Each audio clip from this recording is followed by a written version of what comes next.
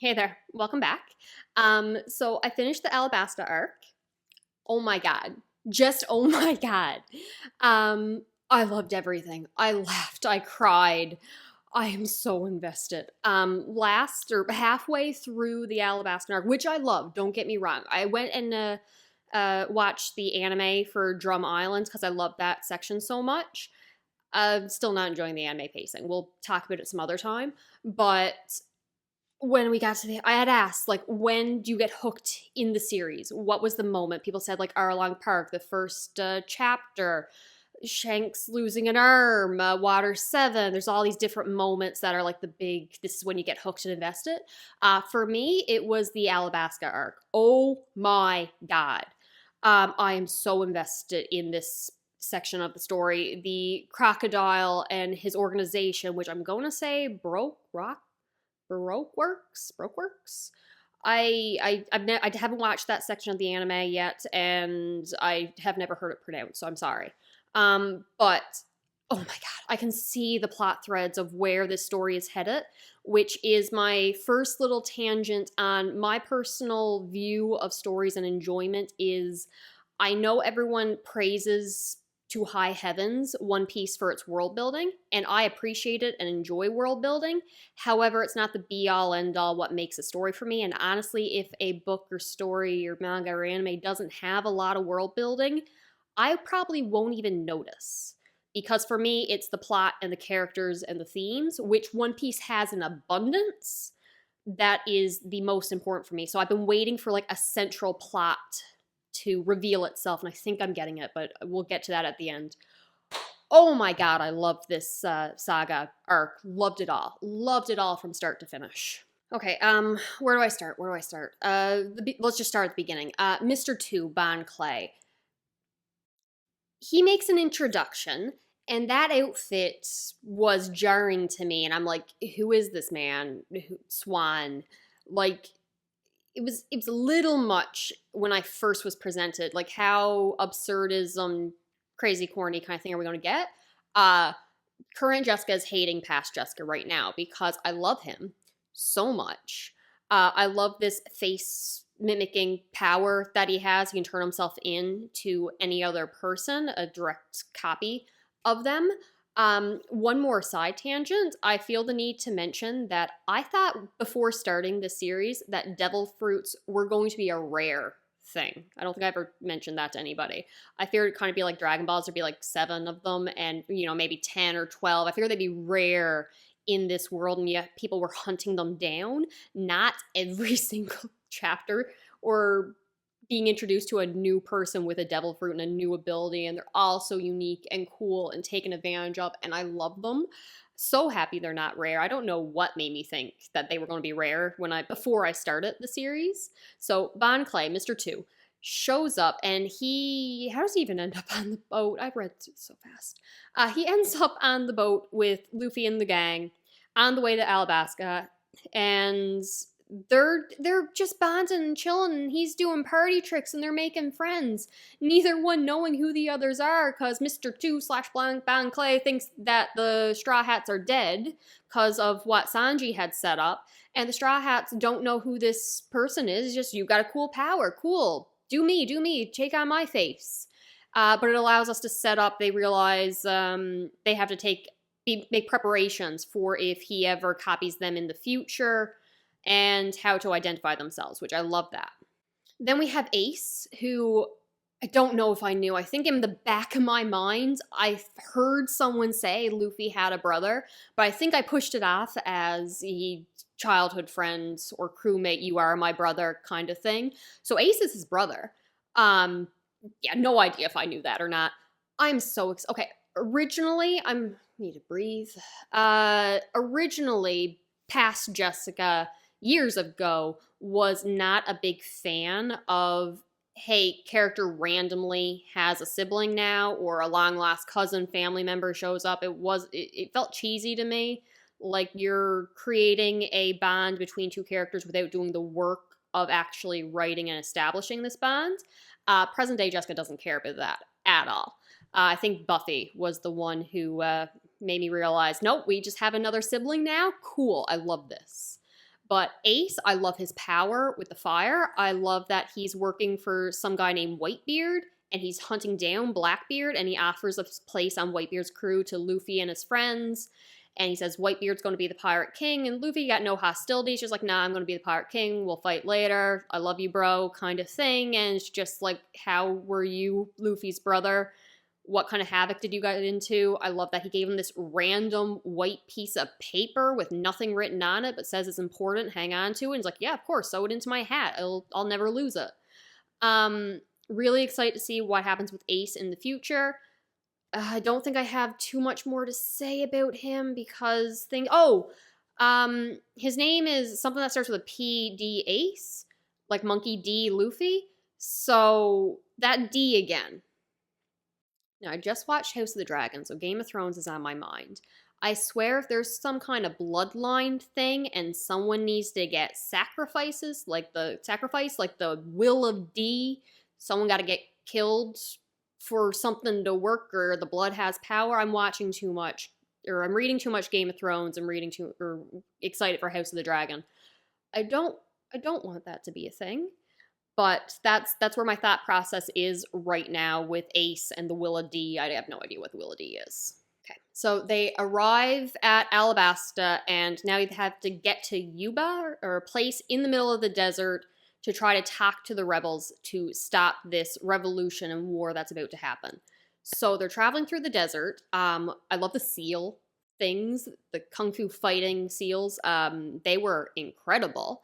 And hilarious. So we get to that place in the desert, which used to be an oasis, thriving and lots of greenery. It was very important. And there's just this old man there, and he's digging, and he's digging. He's like not going to surrender this village to the desert, and he's going to get that oasis back and get the water. And you get backstories with Vivi and the leader of the revolution and this old man and how they were friends, and we get aspects of the king and his character and how much he cares about the people.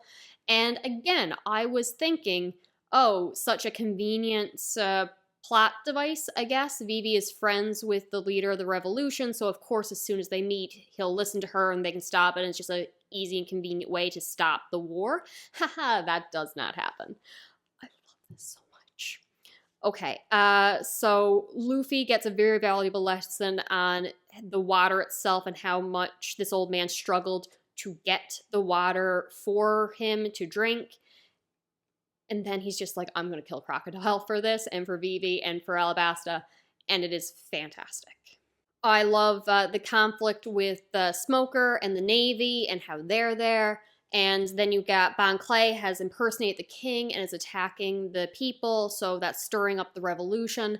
And then they all get captured by Crocodile, and they're in this cage that is protected by some kind of stone or metal or something that I don't remember, but it's like the ocean made physical, so people with devil fruit can't escape from it. So it's the Straw Hats with Smoker in this cage, and he realizes, hey, this warlord Crocodile, who's been like legitimized by the government or whatever, is really the bad guy, and the Straw Hats were trying to stop him. So Smoker's just like, okay, what's going on here? And then Vivi is put into a situation where she has to choose whether or not she's going to abandon the Straw Hats to go try to stop the revolution and the war and save her people, or if she's going to stay with her friends and try to help them get out. She, of course, realizes that she has no hope of stopping the war on her own, and she has to free the Straw Hats. But she's not strong enough to kill a bunch of crocodiles on her own, though she tries.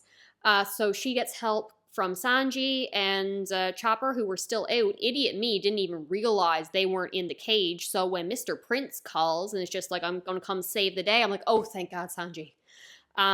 Love how they trick the crocodile guy and get everybody out. I love everything about this arc. One of my favorite moments is going to be when Zoro pulls out Smoker from the water, because he, of course, has one of the devil fruits and would sink like an anchor. And he's like, well, why did you save me? And Zoro's just like, I didn't. It was Captain's orders. And he's like, Luffy saved me, seriously? After, like, I've been hunting you down? And for that, he allows them to escape because he knows that they're trying to help Alabasta and they're doing the right thing. He's just, you guys are pirates, what the hell? Or I guess I owe you one. Then you have Luffy fighting Crocodile. And it is a glorious fight, but Luffy gets stomped. I guess I should have expected this. He's going up against one of the warlords, but just seeing Luffy lose, that hurt. He gets buried alive, and clearly the story still got 1,000 odd chapters yet. I know he's going to get out, but Robin's the one who saves him and pulls him out.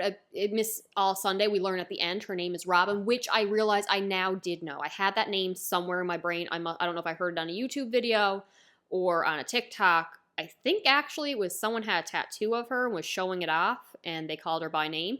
But anyway, her power is absolutely terrifying with arms sprouting out of anything. This woman terrifies me, and I love it.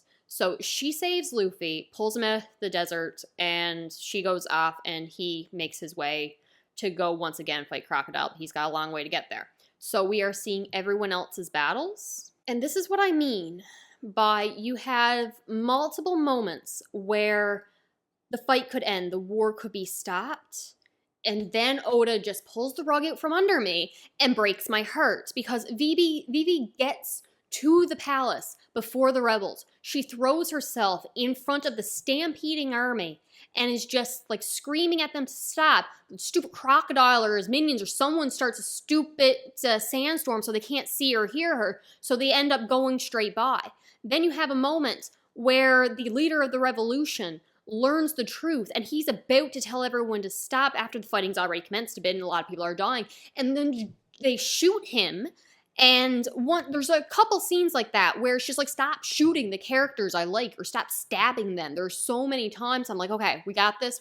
Okay, no, we don't got this. The fight between Nami and Dollfingers, whatever her name, Miss something or other, was great and hilarious, but come on, why did Usopp like write the instructions to include the party tricks instead of the actual combat stuff? Like, teach her the party tricks later. Put the instructions, have the fighting abilities of this staff instead of the party tricks. I get it was for comedy. It was funny. I laughed. It took me out of the world a little bit, though. I like her new powers. I like this new weapon. Really looking forward to see how she trains with it and what it can do in the future. I love that Sanji and Bon Clay have bonded through their fight, and he's now their friends or appreciates them, I guess. I love Zoro's fight. At the end, it's just like, okay, you can cut through steel now. Like, are you going to learn to cut through diamonds? So I'm going to assume in the future he's learned Adamant Barrage and crashing through some diamond. Then what else? Usopp and Chomper's fight was great. I always love that Rumble Ball. I think Zoro's being able to know when to cut and when not to cut is going to be interesting going forward, like truly mastering the skill of using his swords. So that's great. Then, of course, I might have to rewind a little bit. I'm not quite sure what order things happened in right now. Luffy makes it to the palace, and he is fighting Crocodile. And he has saved Vivi, got her, who swooped in from a bird and caught her and brought her back up. And then Crocodile's just like, I thought I killed you once, fine. And Luffy realized in his last fight that when the crocodile water gets him wet, that he can't even physically hit him. He doesn't just turn to sand. So he learned this in the most thematically beautiful way in the last fight when the old man from Yuba, I apologize I'm saying that wrong, I know I am, had given him water. He knows how precious this water is. This water is devotion to the king and the love and belief in the people and the kingdom that this guy has been digging for, and gets this water from the bottom. And Luffy uses it to, I can't remember if he takes a drink or if the water gets on him. Somehow that is the key that made him realize this is how you defeat Crocodile. So he fights him again with even more water, and Luffy still loses. He still gets beat up. Crocodile goes off, and just for the small record, I do need to add, after he lost the first fight, no one believed Luffy was dead. Not for a second. Even when Crocodile's just like, I killed him, I'm here, Luffy's not, therefore Luffy lost and he's dead. No one of the Straw Hats actually believed that. It's like, you can't beat Luffy. No, not you. You can't beat Luffy. Okay, so here's what I love about this arc so far. Like I said, I am much more of a plot-driven person when it comes to what I love in books and anime and manga. So I'm seeing the threads of where I believe this story is going to go. There is a big brick with this name that had the history of Alabasta written on it in some ancient language. And these things are hold the secret to an ultimate weapon. And Robin is one of the few people, I guess, who can read this ancient language. And she, of course, has a giant bounty on her head by the government. So I can see a plot line where people are after this super weapon, because that's what Crocodile's after. And they don't want people to get this super weapon, but they must not have been able to destroy the super weapon, or the super weapon's been lost, and they're like, cool, just keep it lost. So they don't want anyone to be able to find it, so they kill anyone or are after anyone or want to hunt down anyone who can read this text to find this said super weapon. That's what I'm assuming is going on, and that just gives me a narrative plot to focus on. I'm assuming we're going to hunt down the super weapon or stop people from getting it. Tangent aside. What else happens? There was something else I wanted to say. The Navy. I liked how they were more or less helping the Straw Hats. They're trying to stop the revolution. And then when it's discovered that a bomb is about to go off and kill a lot of people, that they're like, what the hell are you doing here, Straw Hat? Go north. Keep going north. Turn left or right. Keep going that way. Your friend said it's in that direction. You got to go there. And it's just like, okay, cool. So he's going that way to try to find this bomb. And oh my God, Oda, because made me feel like an idiot, because you're getting panels of this clock saying however many minutes left before the bomb's going to explode, and it keeps going to this clock. And I'm just thinking, oh yeah, of course we're looking at a clock, because we have X number of minutes before the bomb goes off. The bomb thing was in the clock tower. How didn't I see that coming? Oh my God. So they get there. They stop Mr. One and whoever that are in charge of setting off the bomb cannon thing. Except the bomb is on a timer, so it's going to explode anyway, and Vivi can't stop it. And she has been screaming all this time for people to stop fighting, and now she's going to watch everyone die, but the Falcon guy, one of the personal guards, swoops in. And we had flashbacks throughout this entire chapter about her growing up and him not raising her, but being just a good guard and friend and ally and with the kids and everything. And he takes the bomb up and explosion. And I am devastated. I am crying. I barely knew this character. And now he's dead. And I am so upset. And then we get, later on, we're in the underground chamber with that big square thing and all the history written on it, and there's no information about the super weapon. It's all Alabasta's history. And Crocodile betrays Robin, saying, you had promised you could get me the super weapon, you failed me.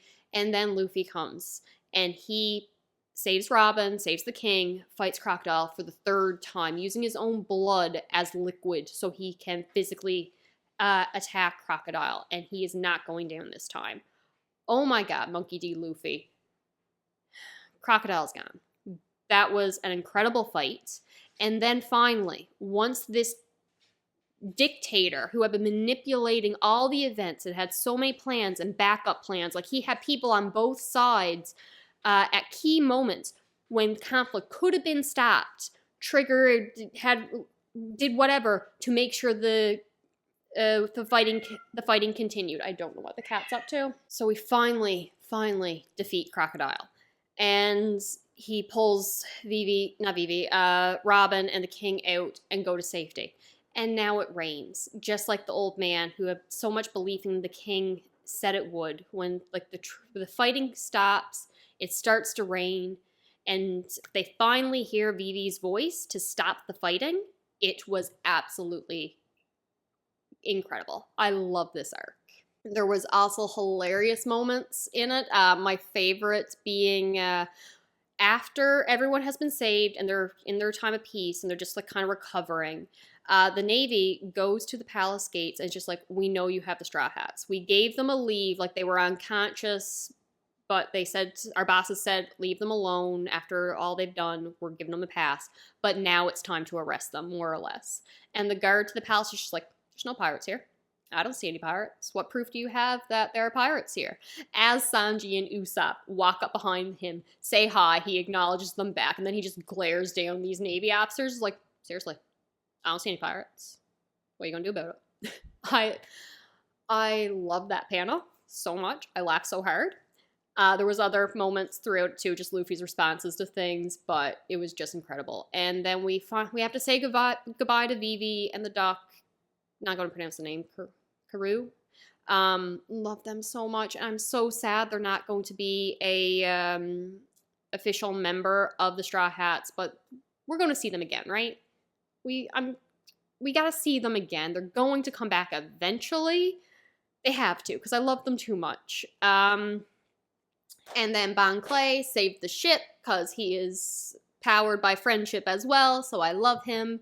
And I am shocked that Robin popped up and said she wants to join the crew. Did not see that coming. Don't know where that's going from here. I'm going to go read the next chapter. I can't read the next chapter. I have some other novels I need to read. I got a Junji Ito manga that I picked up that I want to read for Halloween. There's a book club book that I need to read, so I sadly need to put One Piece on hold for just a little tiny bit of time, maybe a week, maybe 2 weeks, just so I can actually read the books that I'm supposed to be reading for other things. That's all I got. I will talk to you later. I am hooked. I'm loving this. Still not my favorite anime or manga by any means, but I can definitely see as we go through the 1,000-odd chapters that it will become what everyone is telling me it is going to become. I loved this arc saga so much. I will talk to you later. Bye.